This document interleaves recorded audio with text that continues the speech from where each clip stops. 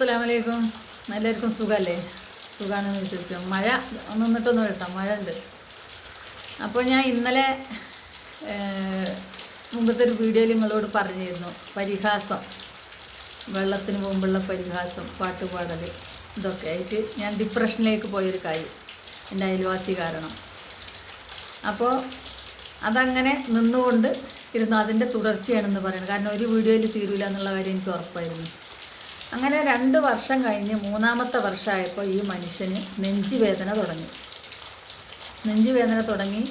അവർ തമ്മിൽ തന്നെ ഭാര്യയും ഭർത്താവും തമ്മിൽ എന്തൊക്കെയോ പ്രശ്നങ്ങളായി. ഈ മനുഷ്യൻ ഈ ഭാര്യനെ 2ാം വരി വന്ന് കെട്ടിയതാണ്. 2ാം വരി 3ാം വരിയായിട്ട് വന്ന് കെട്ടിയതാണ്. ആദ്യത്തെ ഭാര്യയും 2 പെൺകുട്ടികളുണ്ട്. അവരെ എനിക്കറിയാം, സംസാരിക്കാറുണ്ട്. ഇവർ 2 പേരും സംസാരിക്കില്ലെങ്കിലും അവരെന്നോട് സംസാരിക്കും, മിണ്ടും, കുളിക്കാൻ പോകുമ്പോഴും അങ്ങനെയൊക്കെ കണ്ട് ഞങ്ങൾ നല്ല ലോകിയാണ്. അപ്പോൾ ഞാൻ ഇവരോട് ഈ പ്രശ്നങ്ങളൊക്കെ പറയുമായിരുന്നു. ഇങ്ങനെയൊക്കെ പറയുന്നുണ്ട്, ഇങ്ങനെയൊക്കെ ചെയ്യുന്നുണ്ട്. അവരെ നിസ്സഹായരാണ്. കാരണം അവരെ കൊണ്ടൊന്നും ചെയ്യാൻ പറ്റില്ല എന്നുള്ളതാണ് അവർ പറഞ്ഞത്. ശരി എന്ന് പറഞ്ഞ് ഞാനും ഉണ്ടായിരുന്നു. അങ്ങനെ നെഞ്ചുവേദന തുടങ്ങി, ആശുപത്രി പോകാൻ തുടങ്ങി.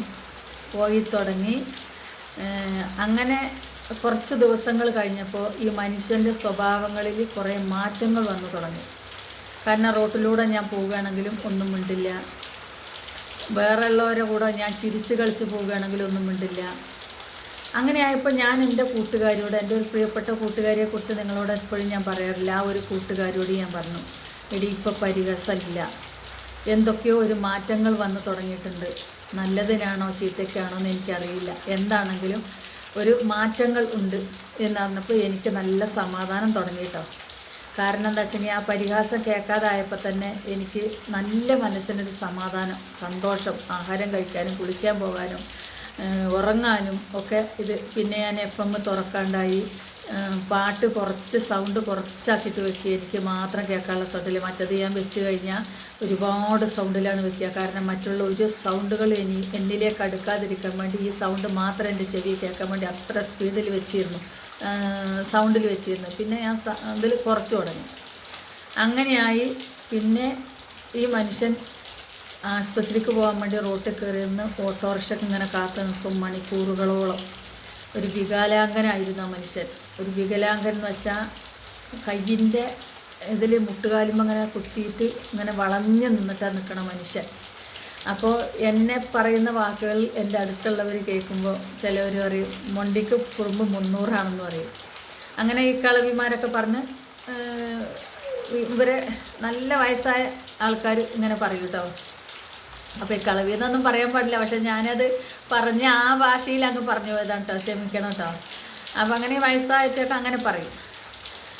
അങ്ങനെ ഈ മനുഷ്യൻ മുട്ടുകാലുമ്പോൾ അങ്ങനെ കുത്തിയിട്ട് നിൽക്കുന്ന സമയത്തും ഞാൻ ഈ റോട്ടിലൂടെ അങ്ങോട്ടും ഇങ്ങോട്ടും പോകും. അപ്പോഴും ഈ മനുഷ്യനൊന്നും കൊണ്ടില്ല. ഒരു ദിവസം ഞാൻ വെള്ളം കൊണ്ട് വരുമ്പോൾ ഈ മനുഷ്യൻ എൻ്റെ മുഖത്തേക്ക് ഇങ്ങനെ നോക്കുന്നുണ്ട്, ഒരു നിസ്സഹായ അവസ്ഥയിലുള്ളൊരു നോട്ടം. അപ്പോൾ ഞാനൊന്നും മിണ്ടിയില്ല. ഞാൻ തിരിച്ചു വന്നു, വെള്ളം കൊണ്ട് വന്നു, വീണ്ടും ഞാൻ പോയി. അത് കഴിഞ്ഞ് അന്ന് ആശുപത്രിയിൽ പോയി തിരിച്ചു വന്നു. പിന്നെ 2-3-4 ദിവസം സ്ഥിരമായിട്ട് ഇങ്ങനെ ആശുപത്രിയിൽ പോവുകയാണ്. അപ്പോൾ ഞാൻ പുറത്തുള്ള ആൾക്കാരോട് അന്വേഷിച്ചു, എന്താണ് ആശുപത്രിക്ക് ഇങ്ങനെ നടക്കുന്നത്, എന്തുകൊണ്ടാണെന്ന് ചോദിച്ചാൽ പറഞ്ഞു, അവർക്ക് നെഞ്ഞുവേദന അത്രേ, അതുകൊണ്ടാണ് എപ്പോഴും ആശുപത്രിക്ക് പോകുന്നത്, നെഞ്ഞുവേദന സഹിക്കാൻ വയ്യാന്ന് പറയുന്നുണ്ട് എന്ന് പറഞ്ഞു. പിന്നെ ഒരു 3-4 ദിവസം കഴിഞ്ഞ് ഞാൻ വെള്ളം കൊണ്ട് വരുമ്പോൾ എൻ്റെ മുഖത്ത് നോക്കി മനുഷ്യനൊന്ന് ചിരിച്ചു. എനിക്കപ്പോൾ എന്തെന്നില്ലാത്ത സന്തോഷം തോന്നി. അപ്പോൾ ഞാൻ ചോദിച്ചു, എങ്ങോട്ടാണ് പോകുന്നത് എന്ന് ചോദിച്ചു. അപ്പോൾ എൻ്റെ അടുത്ത് പറഞ്ഞു, എനിക്ക് വയ്യ, ഞാൻ ആശുപത്രിക്ക് പോകുവാനെന്ന് പറഞ്ഞു. എന്താണെന്ന് ചോദിച്ചപ്പോൾ നെഞ്ചുവേദനയാണ്, കുറേ ദിവസമായി തുടങ്ങിയിട്ട്, നീ കാണുന്നില്ലേ, ഞാൻ ഇവിടെ കയറി നിൽക്കുന്ന ഓട്ടോറിക്ഷ വരുന്നവരെ കാത്തു നിൽക്കുന്നൊക്കെ നീ കാണുന്നില്ലേ? ചോദിച്ചു, കാണുന്നുണ്ട്, പക്ഷെ എന്നോട് മിണ്ടാത്തതുകൊണ്ട് ഞാൻ ഇനി അങ്ങോട്ട് മിണ്ടി എന്തെങ്കിലും പറയാൻ വന്നാൽ നിങ്ങൾ എന്തെങ്കിലും പറയുമോ എന്നുള്ള വിചാരം കൊണ്ടാണ് ഞാൻ മിണ്ടാതിരുന്നത് എന്ന് പറഞ്ഞു.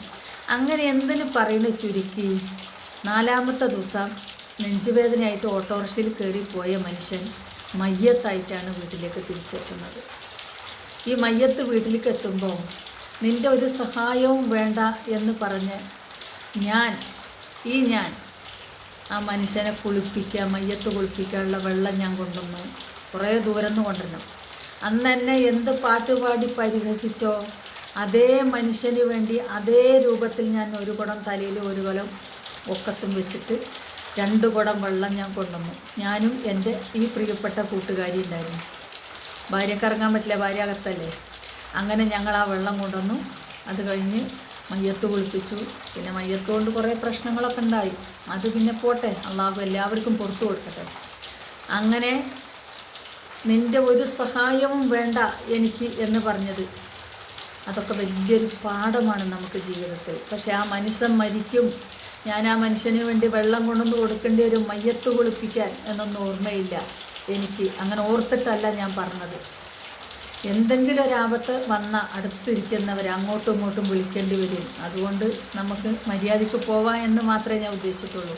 പക്ഷെ ആ മനുഷ്യൻ മരിച്ചു കിടന്നിട്ട് മയ്യത്ത് കുളിപ്പിക്കാൻ നമ്മളെ ഇസ്ലാമിൽപ്പെട്ട ആളുകൾ എത്താത്ത കാരണം കൊണ്ട് ഞാൻ വെള്ളം കൊണ്ടുവന്നു. എൻ്റെ കൂട്ടുകാരി എൻ്റെ കൂടെ വന്നു.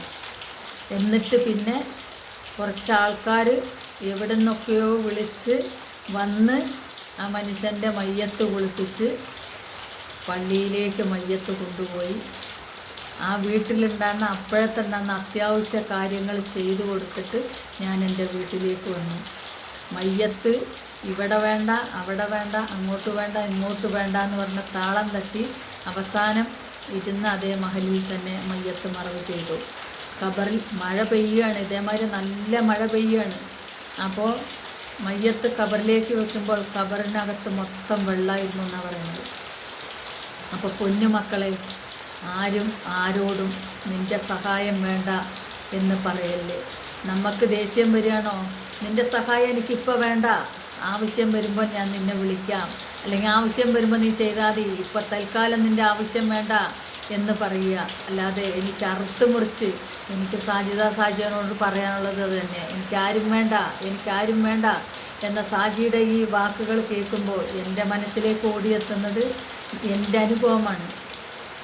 കാരണം നിൻ്റെ ഒരു സഹായം എനിക്ക് വേണ്ട എന്ന് പറഞ്ഞ മനുഷ്യനെ മയ്യത്ത് കുളിപ്പിക്കാൻ വെള്ളം ഞാൻ കൊണ്ടുവന്നിട്ടുണ്ടെങ്കിൽ അള്ളാഹുവേ, ആ മനുഷ്യന് നീ പുറത്തു കൊടുക്കണേ റബ്ബേ, അവരുടെ ഖബർ നീ വിശാലമാക്കി കൊടുക്കണേ റബ്ബേ. ഞാൻ ആ മനുഷ്യൻ മരിച്ചപ്പോൾ തന്നെ ആ മനുഷ്യനെല്ലാം ഞാൻ പുറത്തു കൊടുത്തതാണ് റബ്ബേ. ഇനി ആ മനുഷ്യനെ നീ ശിക്ഷിക്കരുതേ റബ്ബേ. ഇത്രയൊക്കെ പറയാനേ എന്നെക്കൊണ്ട് എനിക്കറിയുള്ളൂ, അത് കൂടുതലൊന്നും എനിക്കറിയില്ല. അപ്പോൾ വെല്ലുവിളി ആരോടും വേണ്ട മക്കളെ. നമുക്ക് ആരാണ്, എപ്പോഴാണ്, എവിടെയാണ് മരണം എന്ന് അറിയില്ല, ആരോ ഒരു ഗ്ലാസ് വെള്ളം തരുമെന്ന് അറിയില്ല, ആരൊക്കെ ഓടിയെത്തുമെന്ന് അറിയില്ല. അപ്പോൾ അതുകൊണ്ട് നിൻ്റെ സഹായം വേണ്ട, ഇന്നവരുടെ സഹായം എനിക്ക് വേണ്ട എന്ന് ആരും പറയണ്ട. എൻ്റെ അനുഭവ പാഠമാണ് ഞാൻ പറഞ്ഞത്. ഞാൻ ആരോടും അങ്ങനെ പറയാറില്ല. ഞാൻ പറയുകയാണെങ്കിൽ തന്നെ പറയും എനിക്കിപ്പോൾ എൻ്റെ സഹായം വേണ്ട. കാരണം വഴക്കുണ്ടാവാതിരിക്കില്ല. നമ്മളൊരു കൂട്ടോ കുടുംബമോ അയലൊക്കെ ആകുമ്പോൾ ഒന്നും പ്രശ്നമില്ലാതിരിക്കില്ല, പ്രശ്നം ഉണ്ടാവും. അപ്പം ഞാൻ പറയുന്ന ഒരു വാക്ക് നിങ്ങളോട് ഞാൻ പറഞ്ഞു തരാം, തെറ്റാണോ ശരിയാണോ എന്ന് എനിക്കറിയില്ല. അപ്പം ഞാൻ പറയുന്നവരോട്, ഞാൻ ഈ സ്വയബോധം ഉണ്ടെങ്കിൽ നിങ്ങളോടക്ക് വരില്ല. ഇനി അതല്ല ഞാൻ ഭ്രാന്ത് പിടിച്ചിട്ടാണ് വരുന്ന വെച്ചാൽ നീ എന്നെ കാട്ടി വിട്ടോ എന്ന് പറയും. എന്നാലും ഞാൻ ഈ ബുദ്ധി ഉണ്ടെങ്കിൽ വരില്ല എന്നൊക്കെ പറയും. പിന്നെ ഞാൻ ആലോചിച്ചിട്ട് കുറേ ദിവസം കഴിയുമ്പോൾ ഞാൻ ആലോചിക്കും ഞാൻ പറഞ്ഞത് ശരിയില്ല. പിന്നെ ഞാൻ എവിടെയെങ്കിലും ആ വെച്ച ആൾക്കാരെ കാണുകയാണെങ്കിൽ കഴിയുന്നത് അവരോട് ഞാൻ എങ്ങനെ മിണ്ടണം എന്ന് പറയും. ഇനി അവർ ചിരിക്കാതെ തല മുമ്പിട്ട് പോയാൽ തന്നെ അവരെ എന്തെങ്കിലും ഒരു ഒച്ചയുണ്ടാക്കിയിട്ട് ഒന്ന് തല ഉയർത്തി നോക്കിയാൽ ഒന്ന് ചിരിക്കും ഞാൻ അവരോട്. പ്രശ്നം അതോടുകൂടെ തീരും. 1 or 2 പ്രാവശ്യം നമ്മളൊന്ന് ചിരിച്ചു കഴിയുമ്പോൾ ആ പ്രശ്നം തീരും.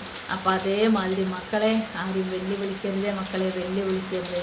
എല്ലാവർക്കും ഇനിയും നല്ല മനസ്സും നല്ല ഇതും ഉണ്ടാവട്ടെ എന്ന് അള്ളാഹുവിനോട് ദുആ ചെയ്യുന്നു. അസ്സലാമു അലൈക്കും. അടുത്ത വീഡിയോയിൽ കാണാം.